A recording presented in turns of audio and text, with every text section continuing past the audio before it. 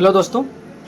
मैं शाहरुख। मैं आप लोगों को बताना चाहूँगा जिस लोगों ने भी एआईबी एग्ज़ाम कल 7 तारीख को पास किया है, उनके लिए मैं बताना चाहूँगा कि कुछ लोग बहुत ज़्यादा परेशान हैं कि किसी में एआईबी मतलब एग्ज़ाम पास लिखा हुआ है, किसी में अंडरटेकिंग लिखा हुआ है और किसी में खाली पास लिखा हुआ है, किसी में अंडरटेकिंग और प्लस पास दोनों लिखा हुआ है। तो उसमें घबराने की बात नहीं है और या जो लोगों का स्क्रूटनी शो कर रहा है, उनका भी रिज़ल्ट आ जाएगा, आजकल में आ जाएगा क्योंकि साइट इतने टाइम व्यस्त ज़्यादा है, इसीलिए रिज़ल्ट शो नहीं कर रहा है एक साथ सभी लोगों का।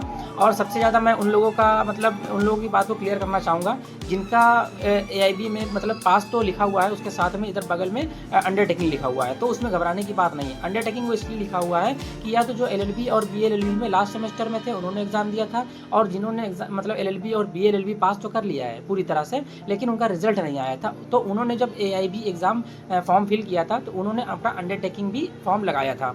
अंडरटेकिंग का मतलब ये है कि बार काउंसिल एआईबी ने हम लोगों को मतलब ये दिया हुआ है स्टूडेंट को कि जैसे जितने लोग भी एक साल के अंदर हमारा जैसे जो बार काउंसिल में रजिस्ट्रेशन होता है, अगर वो एक साल के अंदर करा लेते हैं तो उनका एआईबी क्लियर हो जाएगा, अंडरटेकिंग नहीं दिखेगा। और इसलिए वो अंडरटेकिंग लगा हुआ है क्योंकि हम लोगों ने अंडरटेकिंग फॉर्म लगाया था, इसलिए अब घबराने की बात नहीं है। जो लास्ट सेमेस्टर में थे जिनका रिजल्ट शो नहीं हो रहा था, उन्हीं के लिए अंडरटेकिंग लिखा हुआ है। उसके लिए हम लोगों को एक समय सीमा दी गई है, या तो 6 महीने के अंदर या 1 साल के अंदर हम लोगों को एआईबी का जो एग्ज़ाम हम लोगों ने पास किया है उसके 1 साल के अंदर जिस दिन रिजल्ट आया है हम लोगों को बार काउंसिल में रजिस्ट्रेशन कराना अनिवार्य होगा। अगर हम 1 साल के अंदर रजिस्ट्रेशन अनिवार्य नहीं मतलब रजिस्ट्रेशन अगर नहीं कराते हैं तो हम लोगों को दोबारा से एआईबी एग्ज़ाम देना पड़ेगा।